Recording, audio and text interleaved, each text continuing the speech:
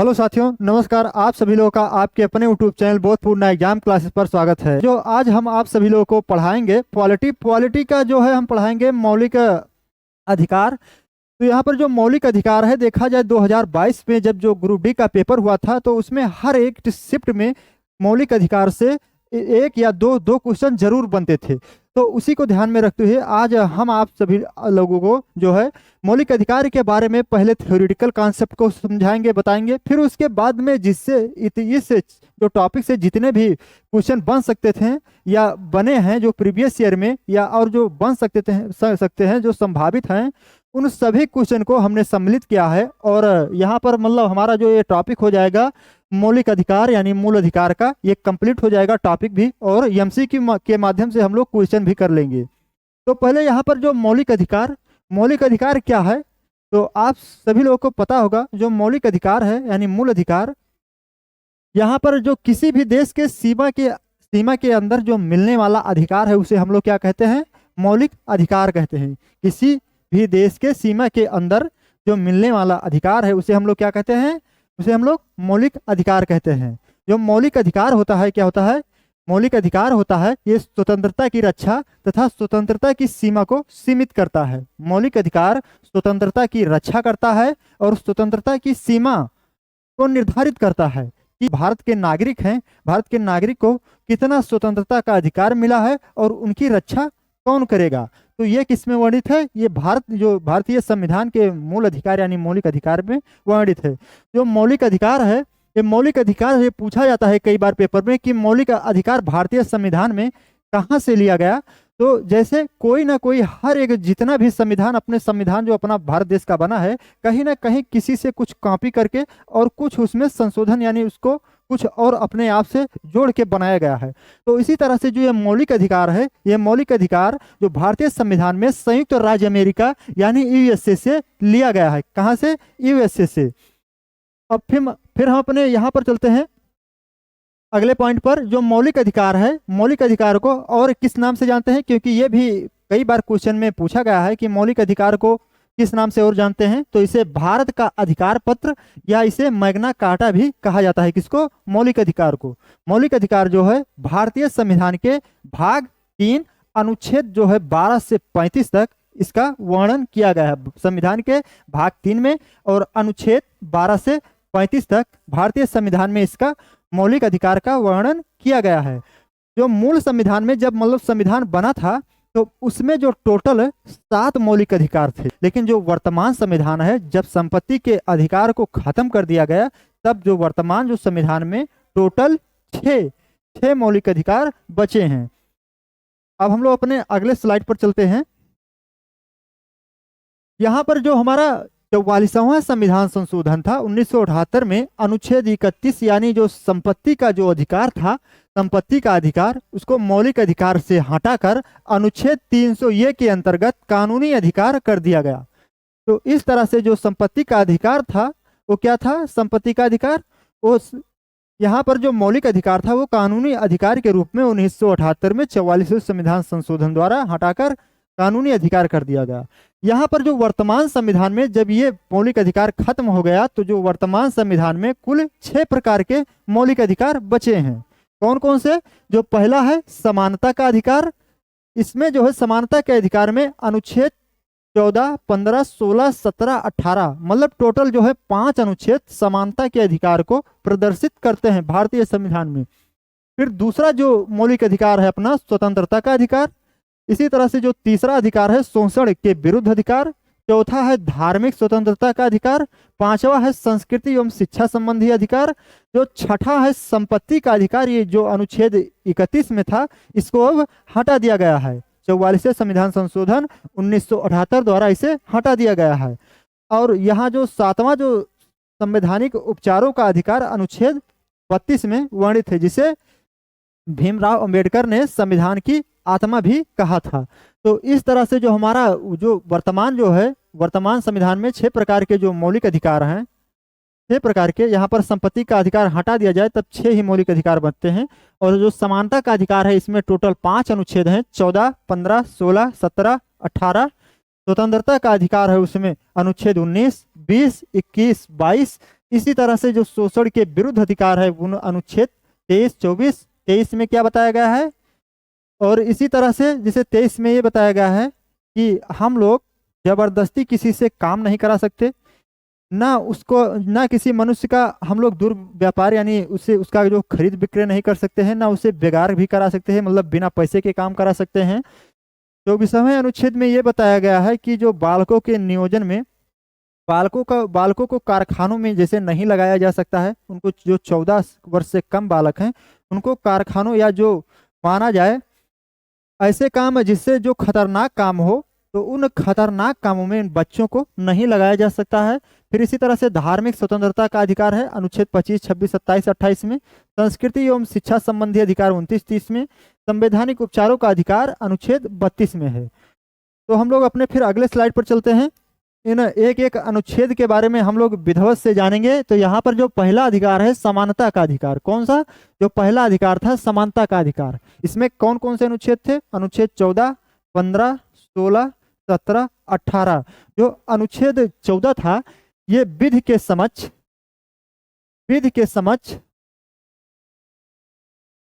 समानता, मतलब चाहे जो भी व्यक्ति हो वो कानून के समक्ष जो है समान उसका व्यवहार होगा, उसके मतलब कानून में कानूनी प्रक्रिया में कोई भेदभाव नहीं होगा, चाहे जो कोई भी व्यक्ति हो। तो अनुच्छेद 14 में ये बताया गया है। फिर उसके बाद में अनुच्छेद 15 में ये बताया गया है कि चाहे धर्म या लिंग या जात या मूल वंश या चाहे मूल स्थान, इन पांचों के आधार पर राज्य किसी भी व्यक्ति के साथ भेदभाव नहीं करेगा। फिर उसके बाद में अनुच्छेद 16 में ये बताया गया है कि लोक नियोजन में अवसर की समानता, मतलब जो सरकारी जो नौकरियां हैं उनमें जो है अवसर की समानता सभी व्यक्तियों को दी जाएगी, लेकिन कुछ कंडीशन में, जैसे एससी, एसटी और अन्य पिछड़ा वर्ग को छोड़कर। यह अनुच्छेद 16 में वर्णित है। इसी तरह से अनुच्छेद 17 में अस्पृश्यता यानी छुआछूत का अंत, मतलब अगर अनुच्छेद 17 में जो है अस्पृश्यता या छुआछूत का अंत, मतलब इसमें यह वर्णन किया गया है कि जो छुआछूत होता है कि मतलब ये इस जात का है, इस जात का है, यहाँ पर आना जाना प्रतिबंधित है, तो ये इसमें इस अनुच्छेद में बताया गया है कि ऐसा कुछ नहीं होगा। अगर ऐसा कोई व्यक्ति या कोई भी यहाँ पर भारत का नागरिक कोई भी ऐसा काम करेगा तो वो तो क्या करेगा, मौलिक अधिकार के तहत उसे अनुच्छेद 35 के तहत उसे सजा का प्रावधान है। इसी तरह से अनुच्छेद 18 में जो है उपाधियों का अंत, मतलब इसमें यह कहा गया है कि जो सेना एवं जो विद्या के संबंधी जो सम्मान है, जो सेना और विद्या के अलावा जो अन्य जो उपाधि हैं वो राज्य प्रदान नहीं करेगा। जैसे राजा महाराजा जिससे पहले होते थे ना, तो वो कोई जो है राज्य प्रदान ऐसी उपाधि नहीं करेगा। और अगर कोई भी व्यक्ति किसी दूसरे देश से अगर कोई उपाधि लेना चाहता है तो वो पहले अपने देश यानी यहाँ के राष्ट्रपति से पहले अनुमति लेनी पड़ेगी। तो इस अनुच्छेद में इसका वर्णन है। और इसी अनुच्छेद 18 के तहत जो भारत रत्न, जो पद्म विभूषण, पद्म भूषण, पद्म श्री और जो परमवीर, महावीर, अन्य जितने भी जो पुरस्कार दिए जाते हैं ये किसमें, अनुच्छेद 18 के तहत ही दिए जाते हैं। इसी अनुच्छेद के तहत भारत रत्न, पद्म विभूषण, पद्म भूषण और पद्म श्री और यहाँ पर पद्म श्री पुरस्कार और परमवीर, महावीर, ये सब जो है पुरस्कार इसी अनुच्छेद के तहत दिए जाते हैं।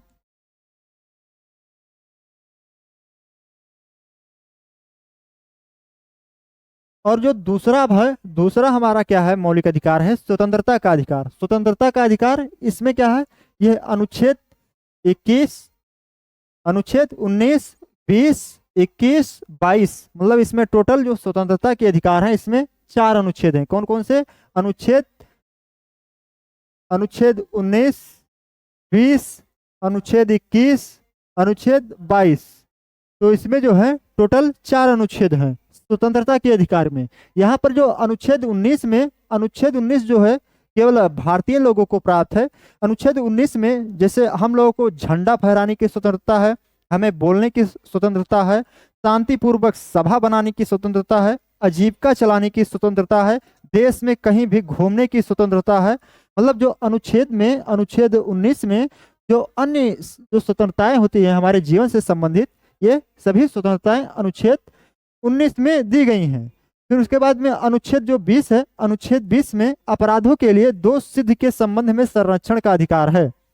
इसमें अनुच्छेद 20 में अपराधों के लिए दोष सिद्धि के संबंध में संरक्षण का अधिकार है। जैसे मान लो कोई व्यक्ति है, अगर वो एक बार कोई गलती करता है या एक बार कोई दोष या अगर एक बार कोई गलत काम करता है, तो जिस समय वो जो काम किया था और उस समय जो कानून बना था, उसी उसी कानून के तहत जो सजा उसे मिलेगा, मतलब वही सजा मिलेगा उसी समय के कानून, जो जब वो अपराध किया था उस समय जो सजा थी उस अपराध के लिए वही सजा मिलेगा। ना कि मान लो कोई व्यक्ति अपराध कोई किया है 6 महीने पहले और फिर उसे सजा सुनाया गया 6 महीने बाद।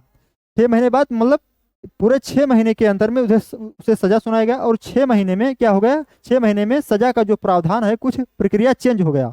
तो उसे जिस समय वो सजा, मतलब जिस समय जो अपराध किया था उस समय का जो सजा था उसे वही सजा मिलेगा, ना कि जो नया बना है। तो इसमें इस अनुच्छेद 20 में अपराधों के लिए दोष सिद्धि के संबंध में संरक्षण का अधिकार है, तो यही इसमें दिया है। फिर इसमें ये लिखा है कि इसमें अगर कोई दोष करने के बाद विधि बना हो तो उसे संरक्षण मिल सकता है। और 20 का जो बी है, एक अपराध के लिए 2 बार सजा नहीं दिया जा सकता। अगर एक अपराध के लिए एक बार सजा मिल चुका है तो उसे 2 बार सजा नहीं दिया जा सकता है। और अनुच्छेद अनुच्छेद जो 21 में है, अनुच्छेद 21 है, अनुच्छेद 21 में क्या है, अनुच्छेद 21 में प्राणदैहिक स्वतंत्रता अर्थात स्वतंत्र रूप से जीवन जीने की आजादी है। अनुच्छेद 21 में हर एक व्यक्ति को स्वच्छ वायु, स्वच्छ भोजन, पर्यावरण यानी अन्य सभी जो है, मतलब पूरा जो जीवन जीने की जितनी भी आजादी है अनुच्छेद 19 में वो अपना अनुच्छेद 19 में वर्णित है।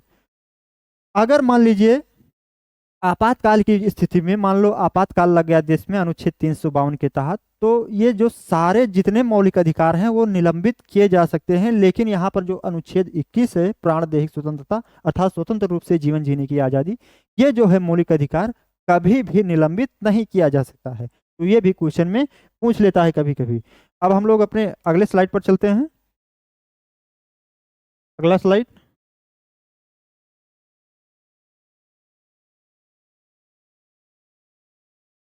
यहाँ पर लिखा है नोट, इसी अनुच्छेद में मतलब अनुच्छेद 21 में ही स्वतंत्रता के अधिकार जो है मौलिक अधिकार, उसमें जो अनुच्छेद 21 में अनुच्छेद, यहाँ पर अनुच्छेद 21 में 86वें संविधान संशोधन 2002 में जो शिक्षा का अधिकार था उसे मौलिक अधिकार के रूप में जोड़ा गया अनुच्छेद 21 ए के ए में। मतलब जो 86वां संविधान संशोधन 2002 में हुआ, तो जो शिक्षा का अधिकार था, मतलब 6 से 14 वर्ष के बच्चों को जो निःशुल्क एवं अनिवार्य शिक्षा प्रदान की जाएगी, वो मौलिक कर्तव्य के अनुच्छेद 21 ए में जोड़ा गया यहाँ पर। और यहाँ पर अनुच्छेद जो 22 है, अनुच्छेद 22 ये भी मौलिक जो स्वतंत्रता का अधिकार है, तो स्वतंत्रता के अधिकार में गिरफ्तारी के संबंध में संरक्षण जो अनुच्छेद 22 में ये बताया गया है कि अगर कोई व्यक्ति कोई अपराध करता है या नहीं करता है, अगर उसे कोई गिरफ्तार जैसे करने आता है तो वो गिरफ्तारी का कारण जान सकता है कि उसे क्यों गिरफ्तार किया जा रहा है। और वो अगर मान लो वो गिरफ्तार हो चुका है तो वो अपने रुचि का वकील से परामर्श करने का अधिकार रखता है। और फिर उसे क्या, और उसे 24 घंटे में उसे दंडाधिकारी के समक्ष पेश करने का अधिकार है, मतलब उसे पेश करना आवश्यक है 24 घंटे के अंदर। तो इस तरह से जो हमारा अनुच्छेद में गिरफ्तारी के संबंध में संरक्षण का जो है प्रावधान है। फिर हमारा जो तीसरा जो मौलिक अधिकार है, तीसरा शोषण के विरुद्ध अधिकार, इसमें केवल 2 अनुच्छेद हैं, अनुच्छेद 23 एवं अनुच्छेद 24, केवल 2 अनुच्छेद हैं। तो जो अनुच्छेद 23 है, इस अनुच्छेद के तहत किसी भी व्यक्ति से बलात्सरम, मतलब किसी भी व्यक्ति से जबरदस्ती कोई काम नहीं कराया जा सकता है, या बेगार उसे बिना पैसे के काम नहीं कराया जा सकता है, या उसका खरीद या विक्रय नहीं किया जा सकता है। तो अनुच्छेद जो 23 है शोषण के विरुद्ध, मतलब इन सभी कामों पर निषेध लगाता है। और यहाँ पर जो भारतीय संविधान में जो अनुच्छेद 24 है, वो बच्चों के नियोजन यानी जो बच्चे हैं के नियोजन पर रोक है, मतलब उनको खतरनाक कार्यों में लगाना रोक है। जैसे अब 14 वर्ष से कम आयु वाले बच्चों को खतरनाक काम में नहीं लगाया जा सकता है। तो ये शोषण के विरुद्ध अधिकार, इसमें 2 अनुच्छेद, अनुच्छेद 23 और अनुच्छेद 24 में इसका वर्णन किया गया है। कि अनुच्छेद 23 में कि हम किसी भी व्यक्ति से बलात्सरम या बेगार या खरीद विक्रय नहीं कर सकते हैं। अनुच्छेद 24 में बालकों के नियोजन पर रोक है। तो इस तरह से जो हमारा जो तीसरा जो मौलिक अधिकार था ये कंप्लीट हो चुका है। अब हम अगले अपने मौलिक अधिकार नंबर चौथे पर चलते हैं। चौथा जो मौलिक अधिकार है स्वतंत्रता का, धार्मिक स्वतंत्रता का अधिकार है। इसमें ये भी जो धार्मिक स्वतंत्रता का अधिकार ये भी विदेशी नागरिकों को प्राप्त है, पहला नंबर। और इसमें जो 25, 26, 27, 28 मतलब टोटल इसमें कितने अनुच्छेद हैं?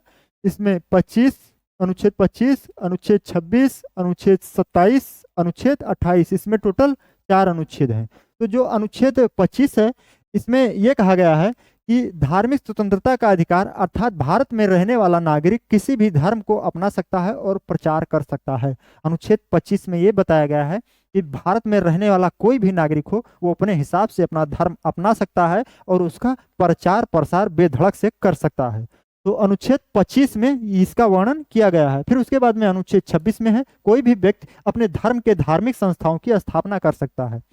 अनुच्छेद जो 26 है वो व्यक्तियों को नहीं दिया गया है, धार्मिक संस्थाओं से वर्णित है। अनुच्छेद जो 25 है जो धार्मिक स्वतंत्रता का अधिकार जो मौलिक अधिकार उसमें जो अनुच्छेद 26 है ये धार्मिक जो स्वतंत्रता जो है मतलब जो धार्मिक कार्य है धार्मिक संस्थाओं से संबंधित है ना कि व्यक्तियों से। तो इसमें जो कोई भी व्यक्ति है अपने धर्म के प्रचार प्रसार के लिए धार्मिक संस्थाओं की स्थापना कर सकता है। अनुच्छेद 26 में इसका वर्णन किया गया है।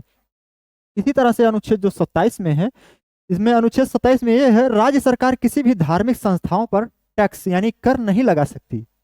अनुच्छेद 27 में यह बताया गया है कि राज्य सरकार किसी भी जो धार्मिक संस्थाएं हैं उस पर टैक्स यानी कर नहीं लगा सकती है, लेकिन शुल्क जो है यानी फीस जैसे चंदा वो शुल्क लगा सकती है। तो यहाँ पर जो अनुच्छेद 27 में इसका वर्णन किया गया है। फिर उसके बाद में जो अनुच्छेद 28 है भारतीय संविधान में, यहाँ पर अनुच्छेद 28 में इसमें बताया गया है कि अपने धर्म के विकास के लिए अपने धर्म का जो शिक्षण संस्थान है शिक्षण संस्थान चला सकते हैं। लेकिन अगर राज्य द्वारा वही शिक्षण संस्थान अगर वित्त पोषित है मतलब राज्य द्वारा अगर उसमें पैसे का इन्वेस्टमेंट किया गया है तो धर्म के आधार पर जो है वो संस्थान नहीं चलाया जा सकता है। लेकिन अगर कोई व्यक्ति अपने धर्म के विकास के लिए कोई शिक्षण संस्थान चला रहा है तो चला सकता है। लेकिन अगर वो वित्त पोषित है राज्य सरकार या केंद्र सरकार द्वारा तो धर्म के हिसाब से वो शिक्षण संस्थान नहीं चलेगा। तो ये अनुच्छेद यहाँ पर 28 में वर्णित है। तो इस तरह से जो हमारा 4 जो मौलिक कर्तव्य थे ये कंप्लीट हो चुके हैं। अब हम लोग अपने अगले मौलिक कर्तव्य पर चलते हैं।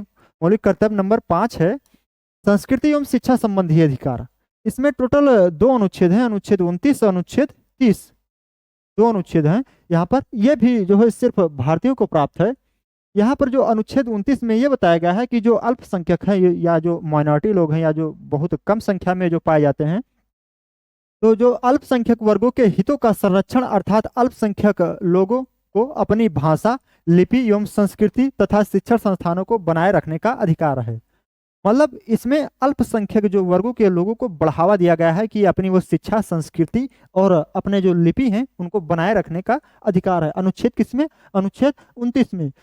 यहाँ पर जो अनुच्छेद 30 है वही इसमें फिर अल्पसंख्यक जो लोग हैं उनके विकास के लिए वो अपने शिक्षा के विकास के लिए मतलब अपने शिक्षा और संस्कृति के विकास के लिए क्या कर सकते हैं?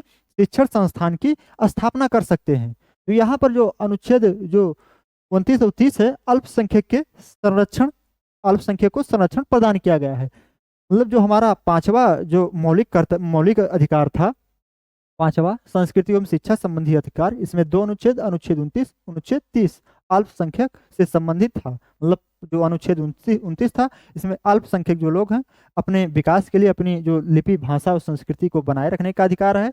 अनुच्छेद जो 29 में है अल्पसंख्यक लोग अपने शिक्षा के विकास के लिए एवं अपने धर्म के यानी अपने जो अन्य जो सभी विकास के लिए, भाषा लिपि के लिए अपने जो शिक्षण संस्थान की खुद से स्थापना कर सकते हैं। तो ये अनुच्छेद 30 में इसका वर्णन है। फिर जो अगला जो मौलिक अधिकार है वो अगला जो 6ठा मौलिक अधिकार है यहाँ पर, और जो वर्तमान संविधान में 6 ही मौलिक अधिकार बचे हैं। जो 7वां मौलिक अधिकार संपत्ति का अधिकार था वो 44वें संविधान संशोधन 1978 द्वारा हटा दिया गया है, उसे अनुच्छेद 301 के तहत जोड़ दिया गया है। तो यहाँ पर जो 6ठा जो मौलिक अधिकार है संवैधानिक उपचारों का अधिकार, B.R. अम्बेडकर यानी भीमराव अम्बेडकर ने इसे संविधान की आत्मा भी कहा था। किसे? संवैधानिक उपचारों के अधिकार को भीमराव अम्बेडकर ने संविधान की आत्मा भी कहा था। यह भी कई पेपर में पूछा गया है। यहाँ पर इसमें जो है ये जो संवैधानिक उपचारों का जब अधिकार है, ये अनुच्छेद 32 में इसका वर्णन किया गया है। इस अनुच्छेद के अंतर्गत जो मौलिक अधिकार को परिवर्तित करने तथा लागू कराने हेतु सुप्रीम कोर्ट में आवेदन करने का अधिकार प्रदान किया गया है। जो मौलिक अधिकार है, इस मौलिक अधिकार के अनुच्छेद 32 में जो मौलिक अधिकार को परिवर्तित कराने, या अगर मौलिक अधिकार नहीं लागू हो रहा है, या मौलिक अधिकार अगर किसी व्यक्ति को नहीं मिल रहा है, अगर उसके खिलाफ हो रहा है, तो क्या क्या कर सकता है? वो अनुच्छेद 32 के तहत इसमें बताया गया है साफ साफ कि अनुच्छेद 32 के तहत से परिवर्तित कराने या लागू करने हेतु सुप्रीम कोर्ट में आवेदन करने का अधिकार प्रदान किया गया है। इसके संबंध में जो सुप्रीम कोर्ट होता है, ये 5 तरह का जो रिट जारी करता है। जो इसके संदर्भ में सुप्रीम कोर्ट 5 तरह का रिट यानी समादेश जारी करता है। जो पहला रिट है बंदी प्रत्यक्षीकरण, दूसरा है परमादेश, तीसरा है प्रतिषेधिलेख, चौथा है उत्प्रेषण, और जो पांचवा है, जो पांचवा है अधिकार परीक्षा लेख। तो इस तरह से जो क्या है, 5 जो है रिट जारी करता है। 5 तरह के रिट सुप्रीम कोर्ट द्वारा जो है जारी किया जाता है। तो यहाँ पर जो पहला यहाँ पर जो रिट है बंदी प्रत्यक्षीकरण, इसमें क्या होता है, 24 घंटे के अंदर बंदी को, यानी जो अपराधी है उसको 24 घंटे के अंदर बंदी को न्यायालय में लाएं, ये बंदी प्रत्यक्षीकरण होता है। ये भी कई बार क्वेश्चन में पूछ लेता है कि जो अनुच्छेद 32 के तहत सुप्रीम कोर्ट है कितनी तरह का रिट जारी कर सकता है। तो 5 तरह का रिट जारी कर सकता है। और दूसरा जो रिट है परमादेश, यह तब जारी किया जाता है जब कोई सरकारी कर्मचारी अपने कार्यों का निर्वाह न कर रहा हो। परमादेश कब जारी किया जाता है? जब कोई जो सरकारी कर्मचारी है अपने कार्यों का क्या है, निर्वाह अच्छे ढंग से ना कर रहा हो, या अपने कार्यों को अच्छी ढंग से ना कर रहा हो, तब परमादेश रिट जो है सुप्रीम कोर्ट द्वारा जारी किया जाता है। इसी तरह से जो प्रतिषेध जो लेख है, प्रतिषेध लेख, ये जो रिट है ये न्यायालय द्वारा अपने अधीनस्थ, मतलब ये उस न्यायालय द्वारा मतलब भेजा जाता है। जैसे मान लो सुप्रीम कोर्ट है तो हाई कोर्ट को, या हाई कोर्ट है तो अपने जो छोटे न्यायालय को, मतलब अपने अधीनस्थ न्यायालय को जारी करता है कि यह कार्य आपके अधिकार क्षेत्र का नहीं है, ये हमारे पास भेजो, ये आपके अधिकार क्षेत्र का नहीं है। तो ये यहाँ पर जो प्रतिषेध लेख है, ये न्यायालय द्वारा अपने अधीनस्थ, मतलब अपने जो नीचे, मतलब अपने जो छोटे न्यायालय हैं उनको जारी करता है कि यह कार्य आपके अधिकार क्षेत्र का नहीं है। तब इसके द्वारा जो है सुप्रीम कोर्ट प्रतिषेध लेख जो है ये रिट जारी करता है। किसको? न्यायालय को, अपने अधीनस्थ न्यायालय के लिए। और जो यहाँ पर जो चौथे टाइप का जो समादेश है या रिट है, ये अधीनस्थ न्यायालय को अपने लंबित कार्य या उच्च न्यायालय को, अपने लंबित कार्य को उच्च न्यायालय को भेजना होता है। मतलब उत्प्रेषण मतलब भेजना, क्या? अधीनस्थ न्यायालय को जो लंबित कार्य हैं, जैसे मुकदमे या अन्य जितने भी कार्य हो गए, उनको किसको? अपने जो है उच्च न्यायालय को भेजना होता है। इसमें जब मान लो अगर कोई कार्य है वो लंबित बहुत समय से रुका है, तो अगर कोई भी व्यक्ति अगर उसे उच्च न्यायालय में जाता है तो वहां से कौन सा रिट जारी करता है? वो उच्च न्यायालय उत्प्रेषण, कि आपके यहाँ ये जो काम है बहुत लंबे समय से रुका है, आप इसको हमारे यहाँ ट्रांसफर कीजिए। तो यहाँ पर तब ये जो है ये रिट जारी करता है किसके लिए? अपने अधीनस्थ जो है न्यायालय के लिए, उच्च न्यायालय। फिर यहाँ पर जो पांचवा रिट है अधिकार परीक्षा लेख। जो अधिकार परीक्षा लेख है, यह रिट न्यायालय द्वारा उस व्यक्ति के लिए जारी किया जाता है जो गलत तरीके से सरकारी पद अपना कर बैठा है। जो अधिकार परीक्षा लेख, जो पांचवा रिट जो सुप्रीम कोर्ट द्वारा जारी किया जाता है, ये व्यक्ति के लिए जारी किया जाता है जो गलत तरीके से जो सरकारी पद को अपना करके बैठा है। तो जो सुप्रीम कोर्ट होता है टोटल 5 तरह का रिट जारी करता है। फिर यहाँ पर जो अनुच्छेद 12 है, अनुच्छेद 12 में राज्य की परिभाषा का वर्णन किया गया है। अनुच्छेद 13 में जो मौलिक अधिकारों को संरक्षण प्रदान करना, इसका वर्णन किया गया है। और जो अनुच्छेद जो 35 है, इसमें अगर कोई मौलिक अधिकारों का हनन करता है तो संसद सजा के लिए कानून बना सकती है। अनुच्छेद 35 में इसका वर्णन किया गया है। तो इस तरह से जो थ्योरेटिकल पोर्शन था मौलिक अधिकार का, ये हमारा कंप्लीट हो चुका है। अब जो है कुछ टॉप 25 क्वेश्चन है, तो उसको हम लोग जल्दी जल्दी से कर लेते हैं, और आप सभी लोग उसको जल्दी जल्दी भी बताएं क्योंकि आप सभी लोग एक बार पढ़ चुके हैं। तो हम चलते हैं अपने क्वेश्चन पर। और ये सब क्वेश्चन जो हैं प्रीवियस ईयर के हैं और आए हैं हर कहीं किसी न किसी पेपर में पूछे गए हैं आरआरबी ग्रुप डी के। तो यहाँ पर जो है पहला जो क्वेश्चन है, संविधान का मैग्ना कार्टा किसे कहा जाता है? नागरिकता को, या मौलिक अधिकार को, या मूल कर्तव्य को, या राज्य के नीति निर्देशक तत्व को? तो यहाँ पर जो संविधान का मैग्ना कार्टा किसे कहा जाता है? जैसा कि हमने आप सभी लोगों को बताया, मौलिक अधिकार को। यहाँ पर जो सेकंड क्वेश्चन है, मूल अधिकार भारतीय संविधान के किस भाग में है? जो मूल अधिकार है यानी मौलिक अधिकार है भारतीय संविधान के किस भाग में है? भाग 4 या 3 या 1 या 2? तो जो मूल अधिकार है भारतीय संविधान के किस भाग में है? भारतीय संविधान के भाग 3 में है। अब हम लोग अपने अगले क्वेश्चन पर चलते हैं। अगला क्वेश्चन है, वर्तमान संविधान में कितने तरह का मौलिक अधिकार है? वर्तमान वर्तमान पूछा है, ना कि मूल संविधान पूछा है। वर्तमान संविधान में कितने तरह का मूल अधिकार है? 4, 5 या 6 या 7? तो जो वर्तमान संविधान में 6 तरह का मौलिक अधिकार है। संपत्ति के अधिकार को हटा दिया गया है मौलिक अधिकार से। फिर अगला जो क्वेश्चन है, किस संविधान संशोधन के तहत संपत्ति के अधिकार को मौलिक अधिकार से हटाकर कानूनी अधिकार कर दिया गया? ऑप्शन फर्स्ट है 42वें संविधान 1976 या 44वें संविधान 1978 या 73वें संविधान 1992 या इनमें से कोई नहीं। तो जो संपत्ति का अधिकार था इसे मौलिक अधिकार से हटाकर कानूनी अधिकार किस संविधान संशोधन के तहत कर दिया गया था? 44वें संविधान संशोधन 1978 के तहत। फिर हम लोग अपने अगले क्वेश्चन पर चलते हैं। यहाँ पर है, भारतीय संविधान के किस अनुच्छेद में 6 से 14 वर्ष के बच्चों को अनिवार्य एवं निःशुल्क शिक्षा दी जाएगी का वर्णन है? भारतीय संविधान के किस अनुच्छेद में? तो अनुच्छेद 200 ए या अनुच्छेद 21 ए या अनुच्छेद 22 ए या इनमें से कोई नहीं? अनुच्छेद 20 ए या अनुच्छेद 21 ए या अनुच्छेद 22 ए या इनमें से कोई नहीं? तो जो भारतीय संविधान के अनुच्छेद 21 ए में जो है 6 से 14 वर्ष के बच्चों को अनिवार्य एवं निःशुल्क शिक्षा प्रदान की जाएगी, इसका प्रावधान है। ये इसमें कब जोड़ा गया? 86वें संविधान संशोधन 86वें संविधान संशोधन 86वें संविधान 86वें संविधान संशोधन 2002 में इसे जोड़ा गया। तो हमारा right answer option number second हो जाएगा। फिर यहाँ पर क्या संसद मौलिक अधिकारों में संशोधन कर सकती है? ऑप्शन है नहीं कर सकती है, कर सकती है, ए और बी दोनों या इनमें से कोई नहीं। तो क्या संसद जो है मौलिक अधिकारों में संशोधन कर सकती है? तो जो संसद है मौलिक अधिकारों में संशोधन कर सकती है। यहाँ पर right answer option number second हो जाएगा। फिर हम लोग अपने अगले क्वेश्चन पर चलते हैं। आपातकाल यानी 352 आपातकाल आपातकाल मतलब अनुच्छेद 352 में इसका वर्णन किया गया है। राष्ट्रीय आपातकाल जो है, इस आपातकाल के दौरान कौन सा मौलिक अधिकार निलंबित नहीं किया जा सकता है? जैसा कि हमने आप सभी लोगों को बता ही दिया कि कौन सा मौलिक अधिकार निलंबित नहीं किया जा सकता, बाकी सारे मौलिक अधिकार निलंबित किए जा सकते हैं। समानता का अधिकार या स्वतंत्रता का अधिकार या प्राणदैहिक स्वतंत्रता का अधिकार या प्रदर्शन करने का अधिकार। तो यहाँ पर जो प्राणदैहिक स्वतंत्रता का अधिकार है ये आपातकाल के दौरान भी इसे निलंबित नहीं किया जा सकता है, नहीं किया जा सकता है। ठीक, फिर अगला क्वेश्चन है, भारतीय संविधान के किस अनुच्छेद में यह वर्णन किया गया है कि धर्म, लिंग, जाति, मूल, वंश, जन्म स्थान के आधार पर राज्य कोई भेदभाव नहीं करेगा? तो किस अनुच्छेद में? यहाँ पर अनुच्छेद 14 में है, विधि के समक्ष समानता या समता। अनुच्छेद 15 जो हमारा राइट आंसर हो जाएगा, अनुच्छेद 15 की यानी जाति, मूल, वंश, जन्म के स्थान पर आधार पर राज्य कोई भेदभाव नहीं करेगा। अनुच्छेद 16 लोक नियोजन यानी सरकारी जो कार्यों में है यानी सरकारी जो नियुक्तियों में है उसमें समानता का अवसर मिलेगा। अनुच्छेद 17 में अस्पृश्यता का अंत। फिर हम लोग अपने अगले स्लाइड पर चलते हैं। अगला स्लाइड है, बोलने, प्रदर्शन यानी बोलने या प्रदर्शन करने या प्रेस की स्वतंत्रता किस अनुच्छेद में वर्णन है? यहाँ पर अनुच्छेद 18 या अनुच्छेद 19 या अनुच्छेद 20 या अनुच्छेद 21।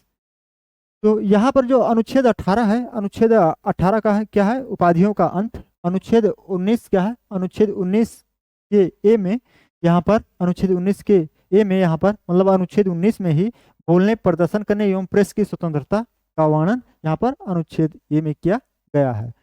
यहाँ पर जो है अनुच्छेद 20 में विधि के समक्ष जो है संरक्षण, और फिर यहाँ पर अनुच्छेद 21 में प्राणदैहिक स्वतंत्रता। यहाँ पर right answer option number second. अनुच्छेद 24 में वर्णित है, अनुच्छेद 24 में कौन सा चीज वर्णित है? जैसा कि आप सभी लोगों को पता होगा, यहाँ पर जो शोषण के विरुद्ध अधिकार है अनुच्छेद 23 और अनुच्छेद 24 में दिया गया था। तो अनुच्छेद 23 में ये था कि बलात्श्रम यानी जबरदस्ती काम या मानव दुर्व्यापार मतलब का मानव मनुष्य का खरीद विक्रय या बेगार मतलब बिना काम के जो है बिना रुपए के हम लोग काम नहीं करा सकते हैं। तो ये अनुच्छेद 23 में इसका वर्णन है। बालकों के नियोजन पर प्रतिबंध यानी जो 6 से 14 वर्ष के जो बच्चे हैं, 14 वर्ष से जो कम बच्चे हैं, 14 वर्ष से कम आयु के, उनको जो है अनुच्छेद 24 में वर्णन किया गया है कि इनको जो है खतरनाक कामों में नहीं लगाया जा सकता। इसलिए right answer option number second हमारा सही हो जाएगा। अब हम लोग अपने अगले क्वेश्चन पर चलते हैं, देख लेते हैं। अगला क्वेश्चन है, शिक्षा एवं संस्कृति संबंधी अधिकार भारतीय संविधान के किस अनुच्छेद में वर्णन है? तो शिक्षा और संस्कृति संबंधी जो अधिकार हैं भारतीय संविधान के अनुच्छेद 29 एवं 30 में इसका वर्णन किया गया है। अनुच्छेद 31 में जो मूल संविधान बना था इसमें संपत्ति का अधिकार था, इसे हटाकर 44वें संविधान संशोधन 1978 में, किसमें 1978 में अनुच्छेद अनुच्छेद 300 ये के तहत ये में जोड़ दिया गया है यहाँ पर संपत्ति के अधिकार को। फिर यहाँ पर जो अनुच्छेद 32 है ये संवैधानिक उपचारों का अधिकार इसमें दिया गया है, तो इसलिए right answer option number first हमारा हो जाएगा। फिर अगला क्वेश्चन है, बी आर अम्बेडकर ने संविधान का आत्मा किस मौलिक अधिकार को कहा है? संविधान का आत्मा किस किस मौलिक अधिकार को कहा है? समानता के अधिकार को, या स्वतंत्रता के अधिकार को, या संवैधानिक उपचारों के अधिकार को, या शिक्षा एवं संस्कृति संबंधी अधिकार को? तो जैसा कि हमने आप सभी लोगों को पहले ही बता दिया कि जो यहाँ पर संविधान का आत्मा है किसे कहा गया है, तो जो संविधान का आत्मा है किसे कहा गया है? संवैधानिक उपचारों के अधिकार को संविधान का आत्मा कहा गया है। अब हम लोग अपने अगले स्लाइड पर चलते हैं। अगला स्लाइड है, अनुच्छेद 32 के तहत सुप्रीम कोर्ट कितने तरह का रिट जारी कर सकता है? ये आप सभी लोग कमेंट में करके बताएं, क्योंकि हमने आप सभी लोगों को बता दिया, तो ये क्वेश्चन आप सभी लोगों का होमवर्क है। तो आप सभी लोग इसको कमेंट में करके बताएं कि जो सुप्रीम कोर्ट है कितने तरह का रिट जारी कर सकता है। तब तक के लिए जो है हम लोग अपने अगले क्लास में मिलते हैं। अब हम आप सभी लोगों को जो कराएंगे पंचायती राज व्यवस्था, और फिर या पहले हम लोग डीपीएसपी यानी राज्य के नीति निदेशक तत्व, या फिर उसके बाद में पंचायती राज व्यवस्था। क्योंकि देखा जाए अगले वर्ष जो 2022 में पेपर हुआ था, पंचायती राज व्यवस्था से करीब में 2-3 क्वेश्चन हर एक शिफ्ट में पूछे जा रहे थे। इसलिए जो इंपॉर्टेंट टॉपिक है वही टॉपिक हम आप सभी लोगों को कराएंगे एक एक करके। तो चलिए अगले क्लास में मिलते हैं, तब तक के लिए जय हिंद, धन्यवाद।